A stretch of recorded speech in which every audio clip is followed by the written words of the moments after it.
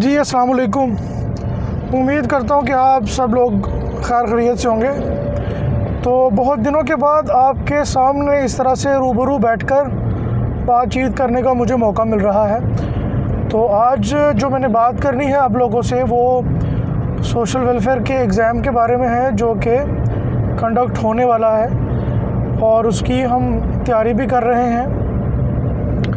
तो जो social welfare का एग्ज़ाम है उसके बारे में मुख्तलिफ़ कमेंट्स में आप लोग चीज़ें पूछते हैं कि कब होगा।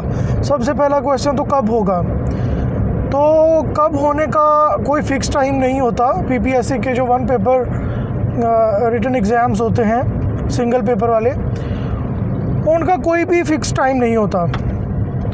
वो जब पीपीएससी के पास टाइम होगा, जब उनके पास बर्डन कम होगा, जब वो मुनासिब समझेंगे तब वो एग्ज़ाम कंडक्ट करवा लेंगे। ये पीपीएससी के ऊपर ही डिपेंड करता है कि वो कब करवाएंगे। तो इससे पहले जो प्रैक्टिसेस थी उस हिसाब से क्या होता था कि जो 2019 तक के जो एग्ज़ाम्स थे वो तकरीबन एक मंथ में हर एग्ज़ाम हो जाया करता था। यानी कि आपने अप्लाई किया और 15-20 दिन बाद जो है वो आपका एग्ज़ाम हो जाता था। ज़्यादा से ज़्यादा एक मंथ बाद आपका एग्ज़ाम हो जाता था। पीपीएससी बहुत फास्टली काम कर रहा था कोविड-19 से पहले। लेकिन जब से ये कोविड-19 का दौर शुरू हुआ है और कोरोना की वजह से जहाँ दूसरे जो मामलात ज़िंदगी हैं वो सारे मुतासर हुए हैं, इसी तरह से पीपीएससी जो है वो भी कोविड-19 से मुतासर हुआ है। क्योंकि जब कोविड-19 अपनी पीक पे था तो बहुत सारे एग्ज़ाम्स जो थे वो कंडक्ट नहीं हो पाए थे और ऑफिसेस में भी जो था वो 50% स्टाफ का गवर्नमेंट ने बोला था कि 50% स्टाफ जो है वो ऑफिसेस में अलाउड है। इसके अलावा जो ज़्यादा स्टाफ है वो ऑफिसेस में अलाउड नहीं था। तो इन सारी वजूहात की वजह से डिफरेंट जो ऑफिसेस थे वो सही तरह से काम नहीं कर पा रहे थे। तकरीबन सब के सब डिपार्टमेंट्स जो हैं सब में ऐसे ही था। तो इन सब वजूहात की वजह से बहुत सारे जो एग्ज़ाम्स हैं वो कंडक्ट नहीं हो पाए अपने टाइम के अकॉर्डिंग, जिन टाइम्स पे उनको होना था। तो वो पेंडिंग होते रहे और फिर जब कोविड-19 का दौर जो था वो मिनिमाइज़ हुआ, कोविड-19 थोड़ा कम हुआ 2020 में, तो फिर मुख्तलिफ़ एग्ज़ाम्स जो पेंडिंग थे वो कंडक्ट होना शुरू हुए। उसके बाद उनके फिर रिज़ल्ट्स, रिटन एग्ज़ाम्स को चेक करना, उसके बाद इंटरव्यूज़ और ये सारा सिलसिला जो था वो भी, क्योंकि वो सब कुछ पहले ही पेंडिंग था, डिले होने की वजह से हर चीज़ डिले हो गई।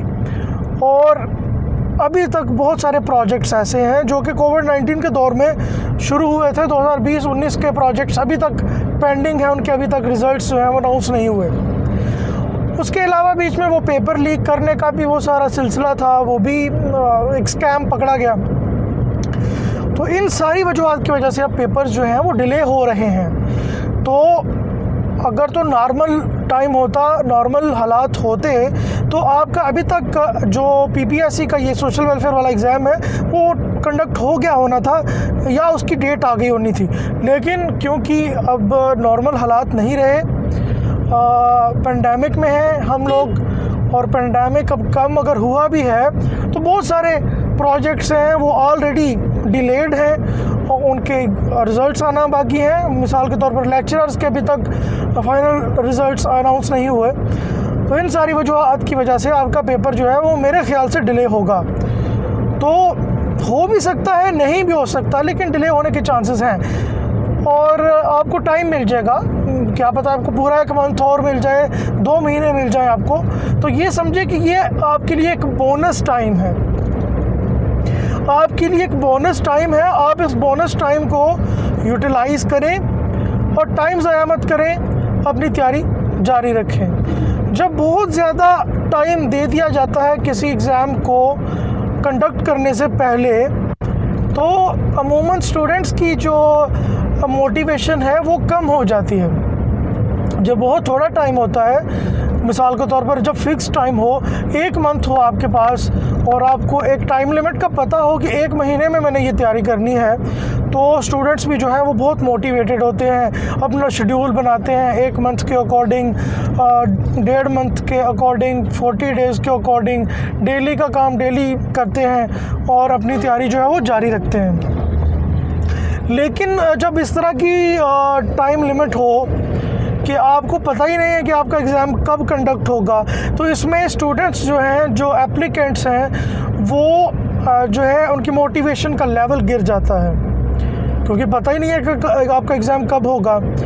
तो आपने इस चीज़ को यूटिलाइज़ करना है, इस टाइम को आप समझें कि ये आपके पास एक एक्स्ट्रा टाइम है जिसको आप यूटिलाइज़ कर सकते हैं, और पहले ये टाइम नहीं मिलता था, अब ये आपको किसी वजह से मिल रहा है और आप इसको यूटिलाइज़ करें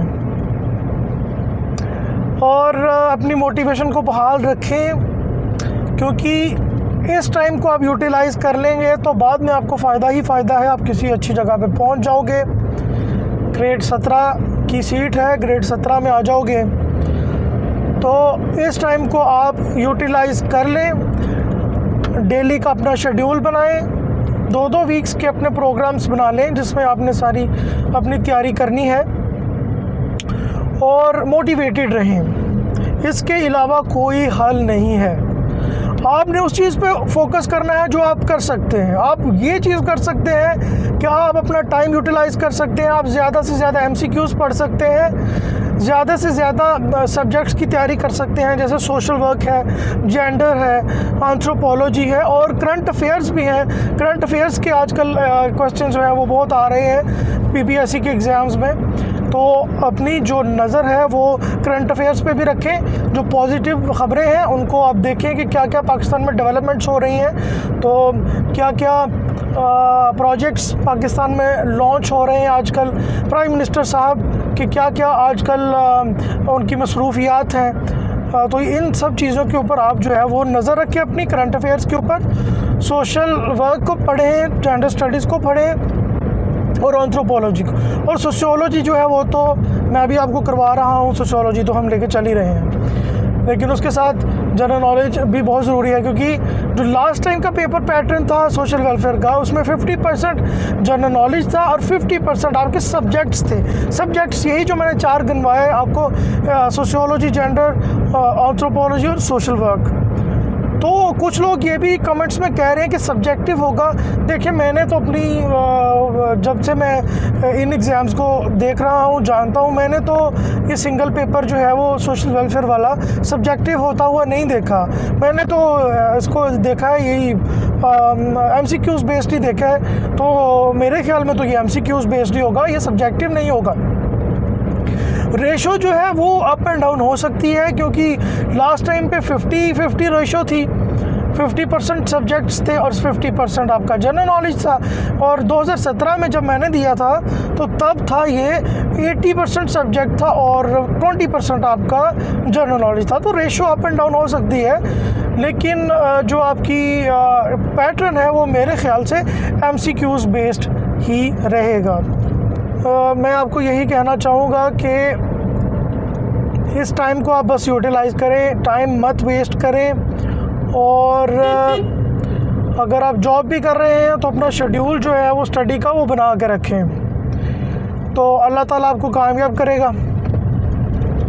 तो कोई भी आपका क्वेश्चन हो एग्ज़ाम से रिलेटेड तो आप नीचे कमेंट कर सकते हैं, और इंशाल्लाह हम सोशियोलॉजी के लेक्चर्स कर रहे हैं। सोशियोलॉजी के हम इंशाल्लाह कोशिश करेंगे कि 50 तक लेक्चर्स हों आपके पास मेरे चैनल के ऊपर, जो अभी तक 31 लेक्चर हो चुके हैं हमारे, ताकि जब भी कोई एग्ज़ाम हो इस तरह का, तो जो सोशियोलॉजी के MCQs हैं वो आपको बआसानी मिल सकें। और जहाँ तक मैं जानता हूँ ये हमारी जो सीरीज़ है यूट्यूब पे बिगेस्ट सीरीज़ है सोशियोलॉजी के MCQs को लेके।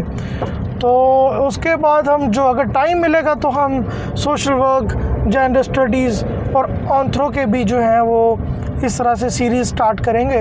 लेकिन जो है अगर टाइम मिला सोशल वेलफेयर से पहले तो अगर एग्ज़ाम आपका कंडक्ट हो गया तो मैंने तो बुक्स भी रिकमेंड की हुई हैं, आप वो बुक से भी तैयारी करें। मेरी एक वीडियो है उसमें मैंने आप मेरे चैनल पे उसको सर्च कर सकते हैं, मैंने बुक्स के बारे में आपको उसमें बताया है। तो यही कुछ बातें थी आप लोगों से जो मैंने करनी थी कि अपने पे फोकस करें, आप अपने आप पे फोकस करें, आप ख़ुद पे फोकस कर सकते हैं। आप पीपीएससी को इन्फ्लुएंस नहीं कर सकते कि वो अपना टाइम आगे पीछे करें, आप ख़ुद शेड्यूल्ड वे में अपना टाइम गुजारें और अल्लाह ताला आपको कामयाब करेगा। तो अगली वीडियो तक के लिए मुझे इजाज़त दें। अल्लाह हाफ़िज़।